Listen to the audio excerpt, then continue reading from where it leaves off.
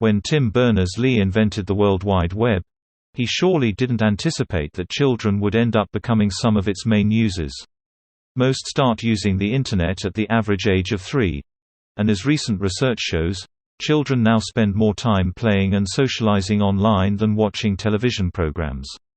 Given this change in habits, it is not surprising that a recent House of Lords report has raised online safety and behavior as an important issue.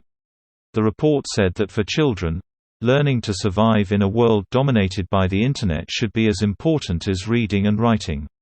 The House of Lords Communications Committee also warned that children should not be leaving school without a well-rounded understanding of the digital world.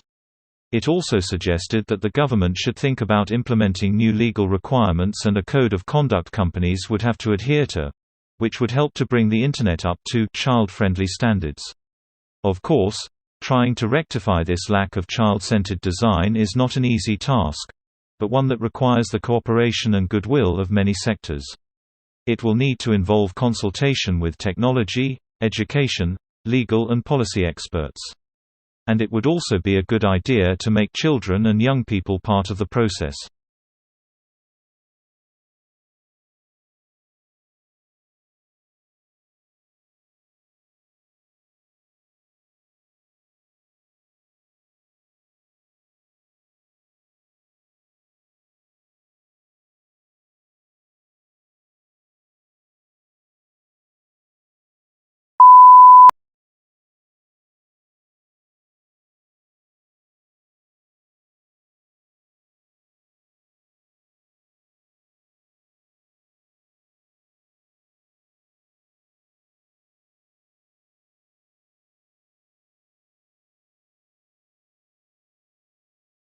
Interviewer: what nutritional guidelines should we be following? Interviewee: well, probably the best source of nutritional guidelines are those that are issued by the American Cancer Society or the National Cancer Institute. And the American Cancer Society, for example, offers 4 really basic, simple nutrition guidelines. The first guideline, which in my mind is the most important, is to choose most of the foods that you eat from plant sources, and we can talk in more detail about that in a moment. The second guideline is to limit your intake of high-fat foods, particularly from animal sources. The third guideline is to be physically active and achieve a normal, healthy body weight. And the final guideline is to limit consumption of alcoholic beverages if you choose to drink at all. Interviewer: so Susan, one of the things we always hear about from the American Cancer Society is this 5-a-day recommendation. Maybe if you could explain to our listening audience what that actually means. Interviewee: the 5-a-day recommendation is a very simple way of communicating the message to increase consumption of these plant foods. And what 5-a-day means is 5 servings per day of fruits and vegetables in total. And some people misunderstand this guideline, and they may think it's okay if I have 5 glasses of fruit juice a day, and I've met my 5-a-day guideline. The goal is really to choose both fruits and vegetables as part of the 5-a-day guideline, to vary the fruits and vegetables that you eat on a daily basis, and that alone is a very major step forward in terms of reducing your risk for cancer.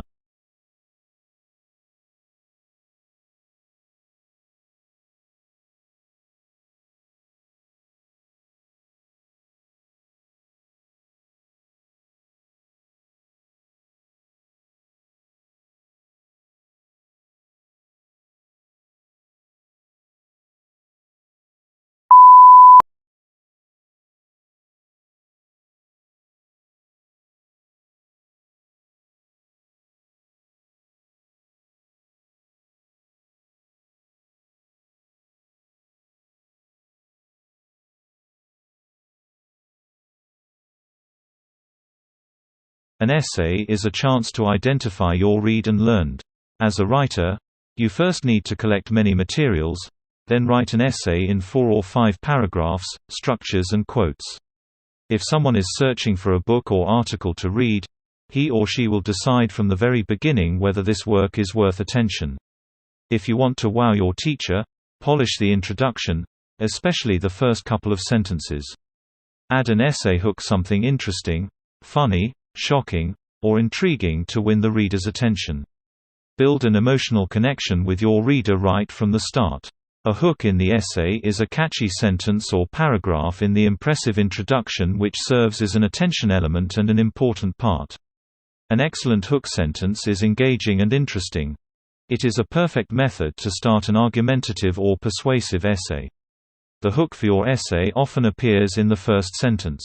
The opening paragraph includes a thesis sentence. Some popular hook choices can include using an interesting quote, a little-known fact, famous last words, or a statistic.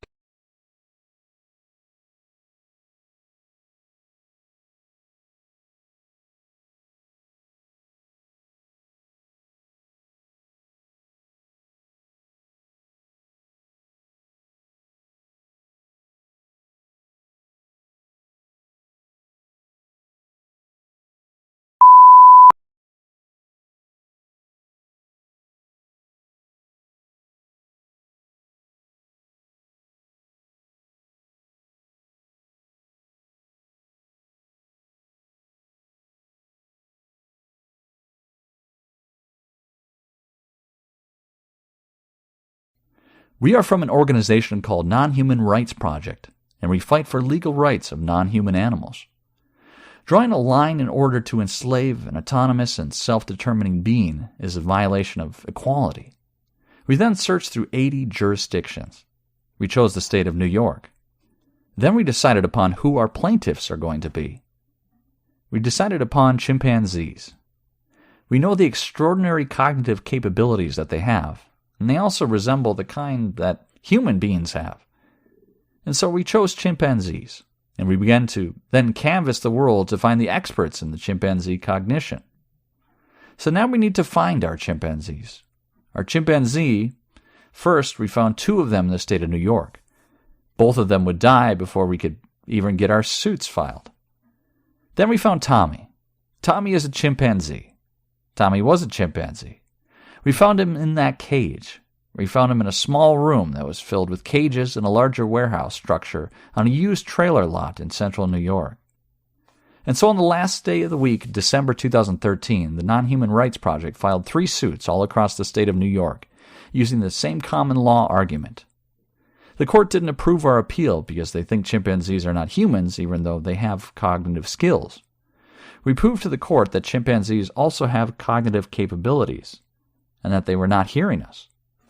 We wanted the chimpanzees out, and we wanted them brought to Save the Chimps, a tremendous chimpanzee sanctuary in South Florida, which involves an artificial lake with 12 or 13 islands. There are 2 or 3 acres where 24 chimpanzees live on each of them. And these chimpanzees would then live the life of a chimpanzee with other chimpanzees in an environment that was as close to Africa as possible.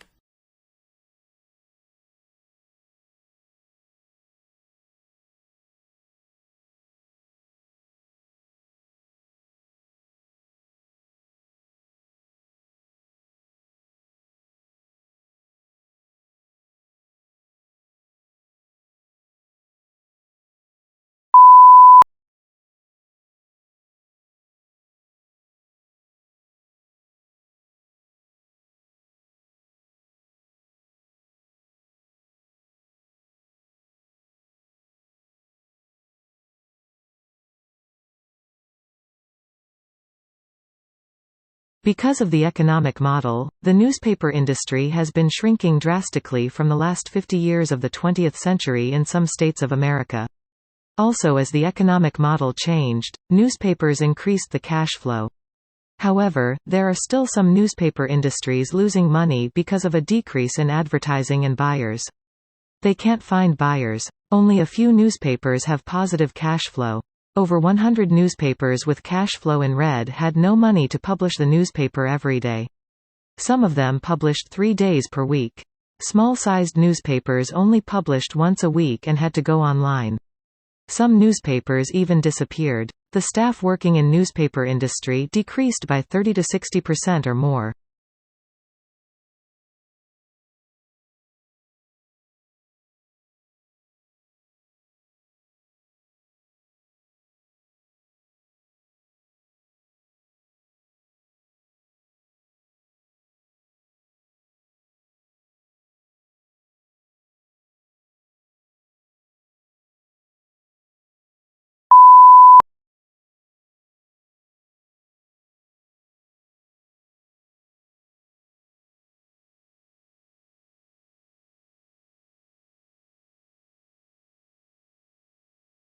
Subscribe our channel to get weekly and monthly PTA exam predictions, according to your exam date.